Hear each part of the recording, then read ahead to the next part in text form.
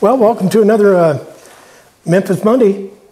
Memphis Monday 169, building some ultra light shelves for the storage unit we built last week on the east side of the house.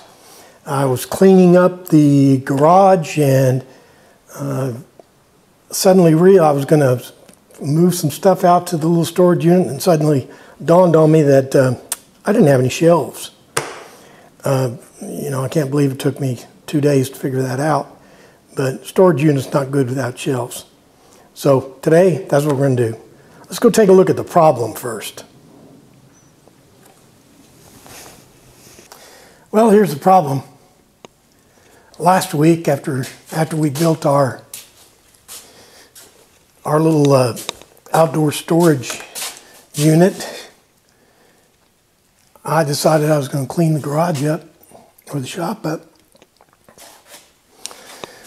Only problem is, right after I had that thought, I realized that the nice little shed we built doesn't have any shelves. First thing we have to do is fill in this gap. If you remember, the floor is about 11.5 feet, but the deck that we put in last week is only 10 feet, which means there's a gap down at both ends that we need to fill in. Let's do that now.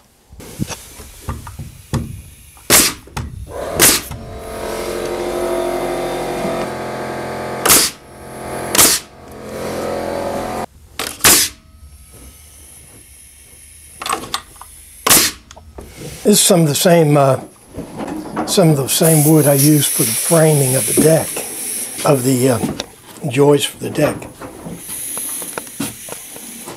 This will be nailers for our spacer here.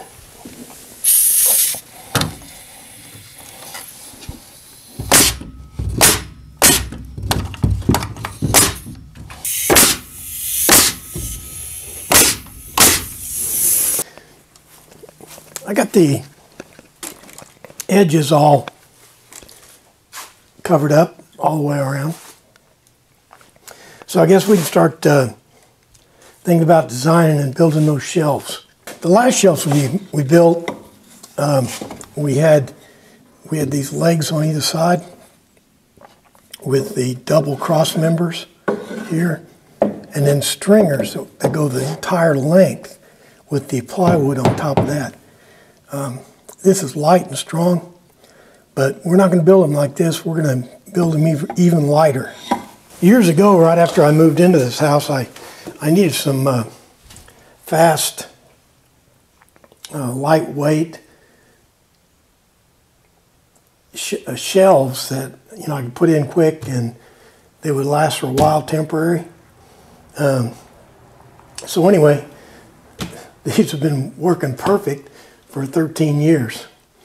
Here's all the systems. Here's everything in the system. You got a cleat that goes against the back, a cleat that goes underneath the shelving material, and the shelving material is connected to it, and then the leg connects into this stringer. What I'm doing here is putting in the wall cleats. What I'll do is, I got it nailed at the other end with a single nail. Then I'll lift it up till it's level.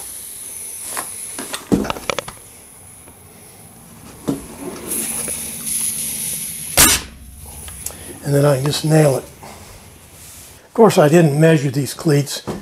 I just put it in place and I'll cut them off now.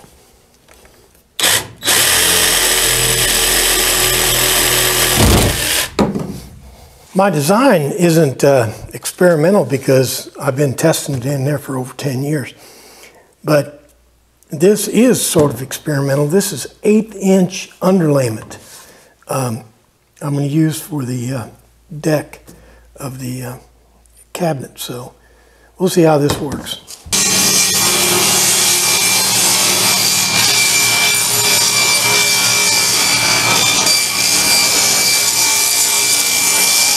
These are the two shelves that are going to be on the east wall, and they're 91 inches long.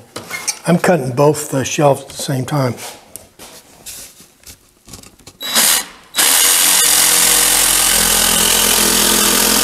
I'm using some short 1-inch staples. You can't glue this deck wood, so. And I got my pressure set at 85.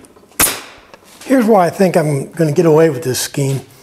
The front part of the shelf, which takes the most hits, is supported by this piece of 1x material that's 3 3/4 inches wide.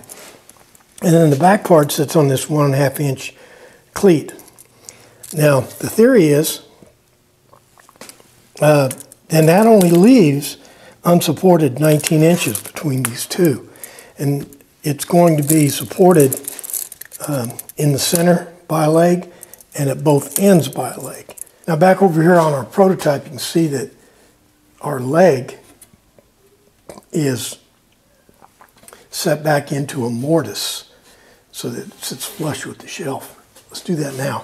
To make the mortises, I've got some of the stock that I'm actually going to make the legs out of, and I'll just lay that out where I want the mortises, and then I'll cut it out with a jigsaw.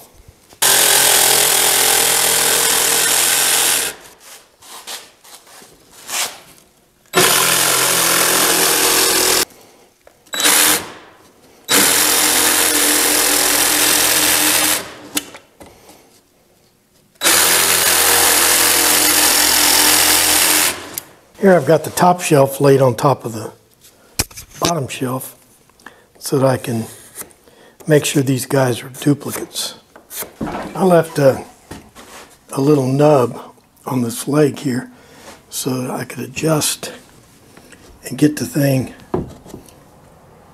level.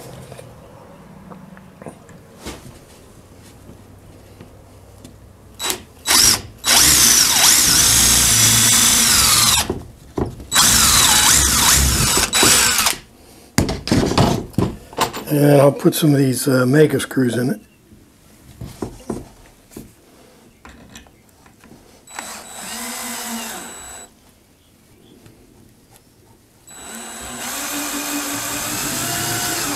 Then I'll secure the back with these small nails.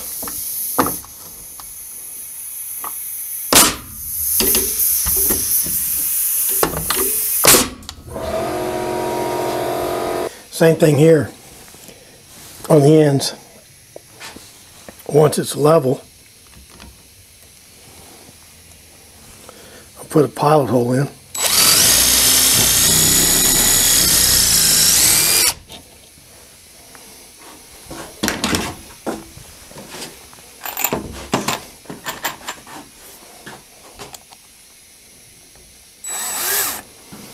I'll get it level again, and my screws should go right in.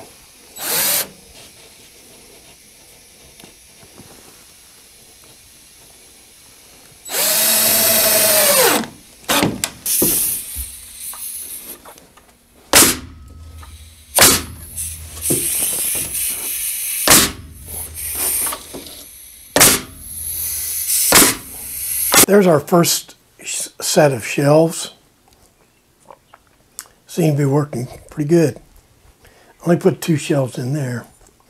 Over here we're going to put 3 levels, corresponding with those siding nailers right there. Okay, let's get to it. Well, here I am at Lowe's.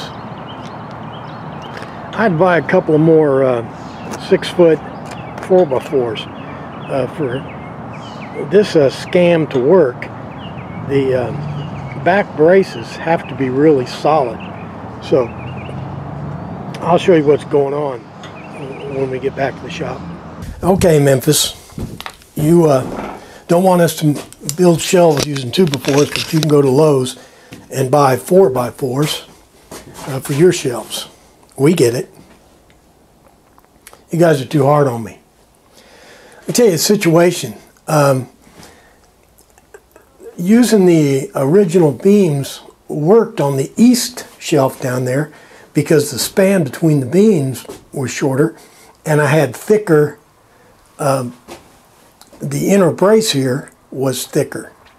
So I guess the point is, these shelves, while they're very light and strong, they're not freestanding.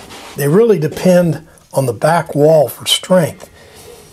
What I'm doing here, I want my this shelf to line up with this shelf on the east side. So I've got this level here representing the surface of that thing, and so I want to start this brace right there. I'm going to put one nail in. Now nobody's going to notice these 4x4 braces here, but they will notice if these shelves aren't level. And I'll be looking at them for ever, and that wouldn't be good.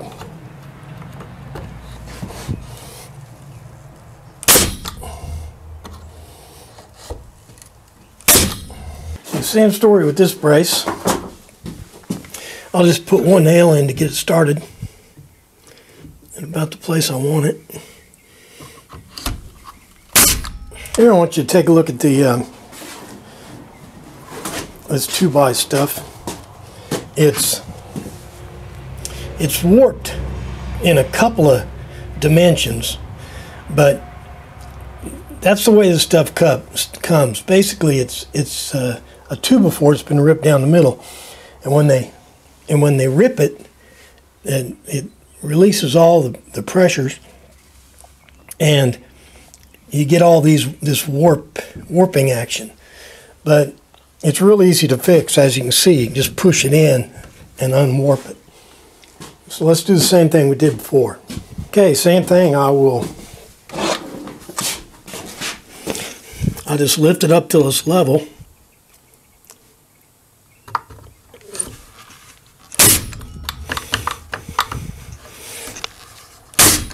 Okay, so I'm leaving one of the nails out there because I want to come down here so I have plenty of board to fiddle with to get this warp out of it.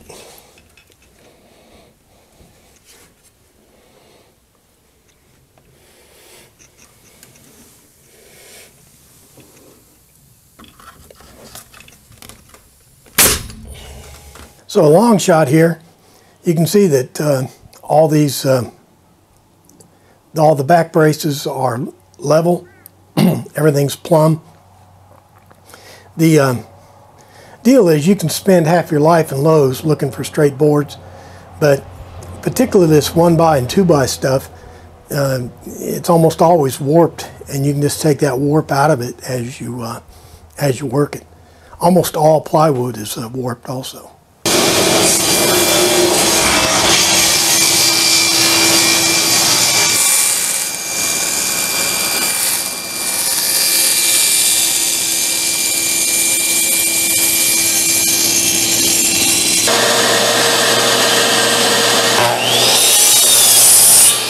What you saw me doing there at the saw was cutting the cleat here. This board, front cleat, to make sure that it's the exact same length as the plywood. These were 8.5 and these were exactly 8.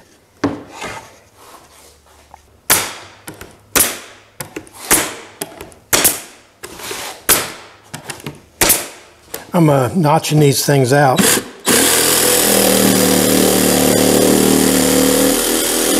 Check out my system for getting these in place. Wait a minute, I'm making this sound like I've actually tried it.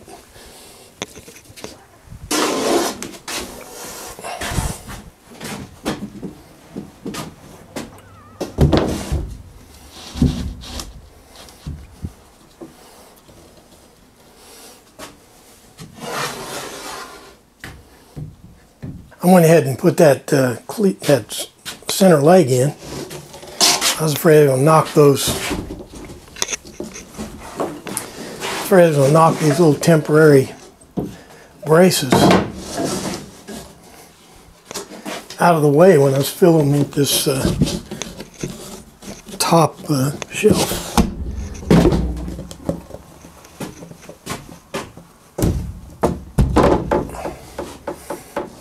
I'll tell you, this whole 3-week process, this whole 3-week project, I've spent more time on ladders these 3 weeks than I have probably the rest of my life combined.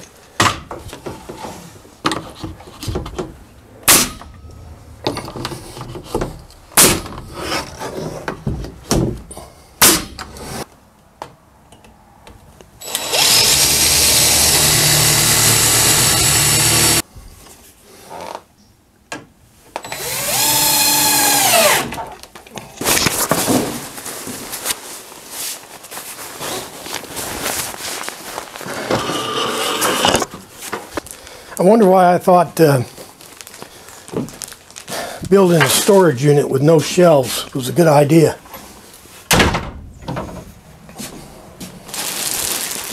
My brain must have been backing up. Our ultralight storage shelves are complete. Remember, if you have a solid wall in the back, not not tin or drywall or anything like that, but something solid, you can build these ultralight shelves, and they're plenty strong. They're easy to build, and they work really good. Well, that does it for another Memphis Monday. Memphis Monday 169, building some ultralight shelves. Lightweight, strong. I think it's going to give us a lot of extra storage for those deep stow items that you don't use often. They take up a lot of room, and they're just, you're tired of looking at them. But anyway, I think just remember the takeaway that these only work if you have a good wall to start them on. If you got a flimsy wall back there, it won't work.